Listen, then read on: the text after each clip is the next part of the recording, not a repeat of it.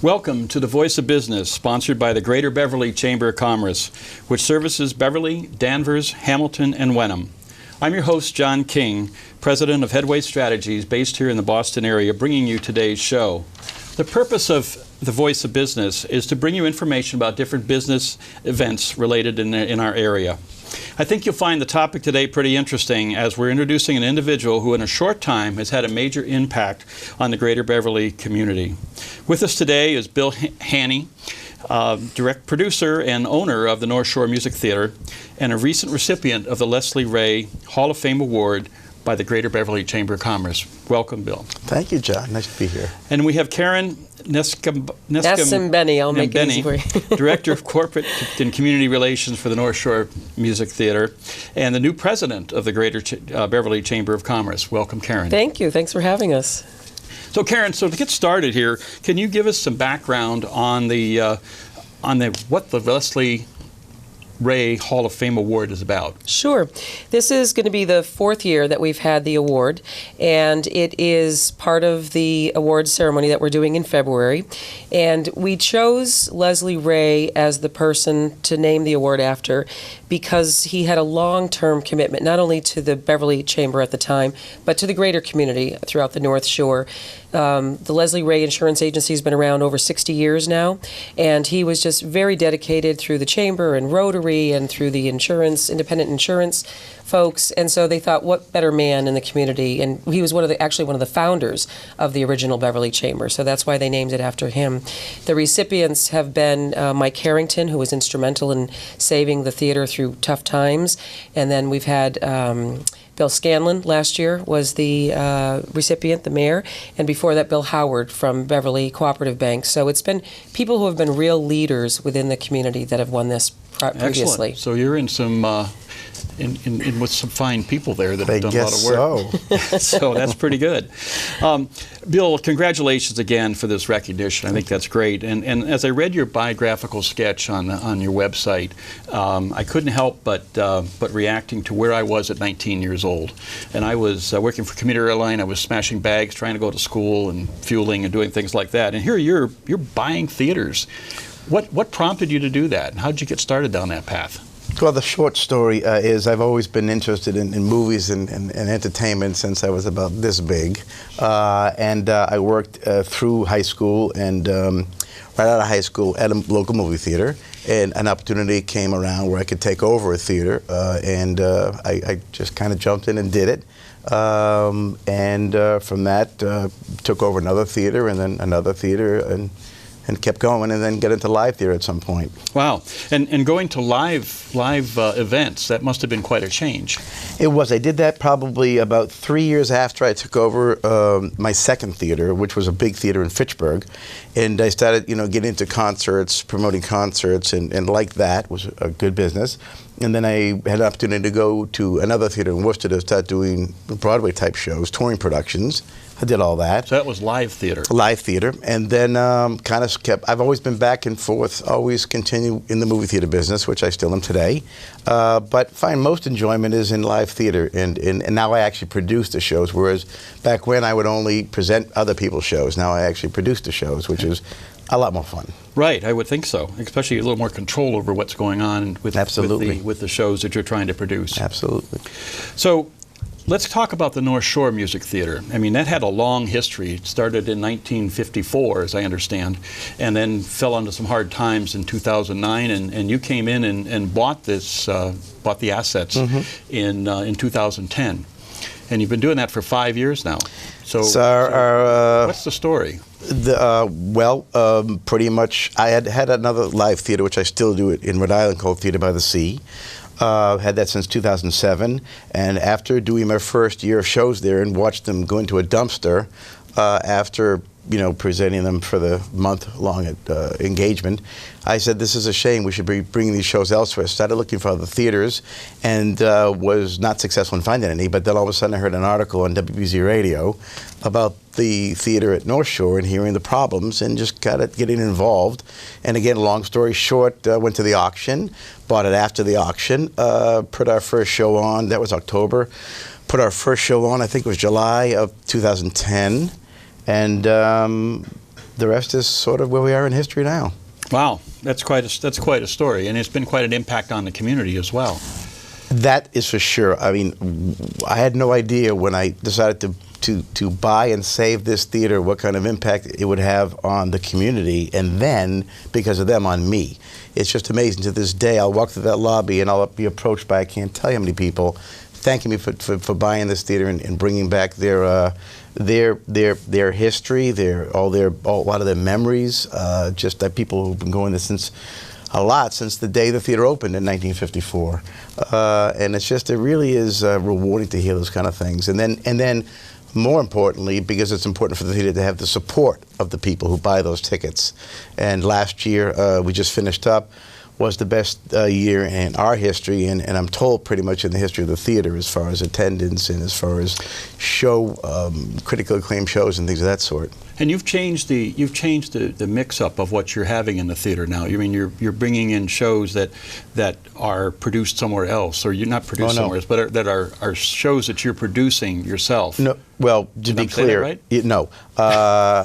What we do there is we originate every show there. Every show is created there from the casting in New York, which we start in about 3 or 4 weeks from now.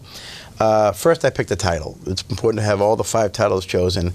As I always say, I've got to pick 5 shows that I think everybody will buy tickets to, and that's hard to do. At least get a balance of at least 60% of what they want, and the other, couple shows they'll just buy because it's part of the package. And when you hit a home run, sometimes, which we did this past year, you pick 5 really great titles. That's the challenge. Then, when that part is done, then we go and we start to assemble the shows. We have to cast them in New York City. We cast them locally. This theater produces the costumes. We build the sets, hire all the local union musicians. It is really a homegrown production, which will run here 2 to 3 weeks maximum. And then it, as I say, it sounds horrible, goes into the dumpster. Right. How much local talent do you use versus from New York? We use, unfortunately, there's not enough local talent. We love using local talent. But we have our auditions, like a month before every show begins. And we look so hard to get local people. We've got a lot of local people. Probably, maybe in a show of 20, maybe 4 or 5 will be local, which is a lot. Yeah, it's a lot of people, considering. But you're still using the New York audience, the New York melting pot of actors. Well, that's where all the actors are. They're from all over the world, and they end up in New York. Everybody's from New York. When I say, "Oh, where are you from?" I'm from New York. Okay. Where did you come from? Okay, all right. And how much is there a mix of children's shows that you're doing as well? We also do your website. Yeah, we do a series, the Kaleidoscope Theater productions. Those are shows that we buy the package. It comes in, it does the show, and we do those I think 5 times a year. And it generally sells out almost every performance, and it's a lot of fun. So you don't produce those yourself? We do not produce those. Do you have somebody come in and does that? They come in. It's a touring company that does that. Okay, great. And so, are you leveraging these shows to theater in the by the sea down No, Rhode Island? unfortunately, it's hard to do. Theater by the Sea is a regular proscenium stage theater, and we're in the round. Yep. Not impossible, and we've done a bit of that. I think last year we did 1 or 2 shows that kind of had most of the cast and the costumes from Theater by the Sea, and then they came here. Lacage, I think, did, and Cats did. But to do a show, to just move it from one theater to another, it's almost impossible to do because of being in the round. Okay. So what are the 5 shows you picked for this year? The season will open with one of my favorite shows, Dreamgirls. I always do a family kind of show in July, which is going to be Shrek, the musical, this year. Okay. And in August, we've got the rights to do a pre-Broadway. The show is actually going to Broadway, not our production, but the title. It's Saturday Night Fever, which we're going to have a lot of fun with. Wow. And fall brings us Billy Elliot. And then we're going to finish the season with Sister Act. And then, of course, we finished the year with A Christmas Carol. Christmas Carol, right? Yep. I saw that. That's a traditional. I won't ever change it. Okay, that's great. That's great. Are you looking at other theaters in the area? Not in the area, because I like to geographically make sure we're not competing with ourselves. Sure. But I'm always looking for other theaters, absolutely, because I think that I probably have one more of these live theaters that I've got in me that won't kill me, and I'd like it to be reasonably close, within a 2 or 3 hour radius of where I live, because the two theaters now are pretty far apart, and I put a lot of mileage on my car. Okay. Okay, well, the gas prices are down. That's the only good news. My car doesn't really care about that. My last car had 240,000 miles out when I got rid of it. Okay, very good. Very good. Okay, so let's talk a little bit about the community, because I think that part of this award that you got was based on some of the work you've done with the community. And apart from rescuing the theater, there's other things that you've done. I mean, you mentioned using local people to build the sets and make the costumes and provision you for food and hotels and all that kind of stuff. What do you, where else are you leveraging that community relationship?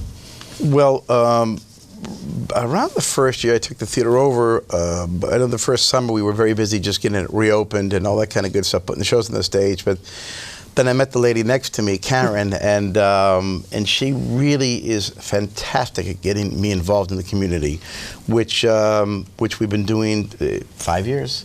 And it's probably one of the biggest rewards that we have, because it really gets out to the people who are actually either current or future ticket buyers. And we're always out there at all the community events. The theater is always available. We let it be used by so many different groups, and Karen could speak to that. Just tons of different groups to make this theater, it's not just a business in Beverly, it's part of the community of Beverly and the surrounding towns. Right. Well, Karen, why don't you tell us about some of the things that you've orchestrated on Sure, behalf sure. of the I theater? mean, Bill's been very generous with the theater space. I mean, the Greater Beverly Chamber is a perfect example of it. We host their business showcase for, I think it's going to be our 4th or 5th year this year. And so we do a lot with that, but we also do a lot with charities where, I mean, not only the thousands, I'm not talking hundreds, thousands of tickets that Bill donates to charities that use them for auctions and fundraisers and that kind of thing, but we work with groups like North Shore Elder Services, for example. They're a member of the Greater Beverly Chamber, and they'll bring in someone like Ronan Tynan, and they actually rent the theater from us.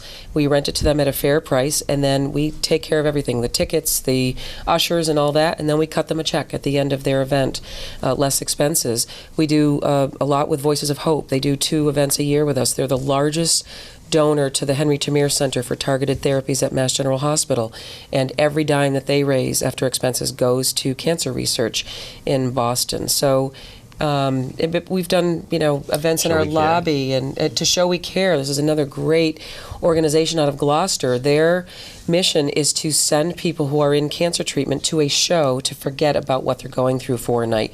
And this gentleman from Gloucester, Stephen Tyler, goes out and raises money, and sometimes he'll raise it in our lobby and take donations. And then he is now sending 70 to 80 people to the first Friday of each one of our shows. So he has sent hundreds and hundreds, and Bill gives them a very reduced price to, take care of it. And it's amazing. You get the letters. I mean, what awesome. The impact it has on these people just to come. And then after the show, the cast comes, we give them a private reception area, and the cast comes and takes a photograph with them. Great. And mixes and mingles with them. It's amazing. Good. So what things do you have planned for this year? This year, we're definitely going to work with those organizations again, to Show We Care and Voices of Hope. They're already scheduled. My phone rings every day. You can't believe the opportunities and the asks that we get. We have a restaurant, 120-seat restaurant, 130 seats. So we use that for a lot of benefits. We'll give them the restaurant. They'll come in. They'll do an auction and a dinner or a comedy or whatever they want. So we do that. There will be other things on the main stage that we'll be announcing soon. We use our Broadway Club constantly for fundraisers for people, and our lobby as well.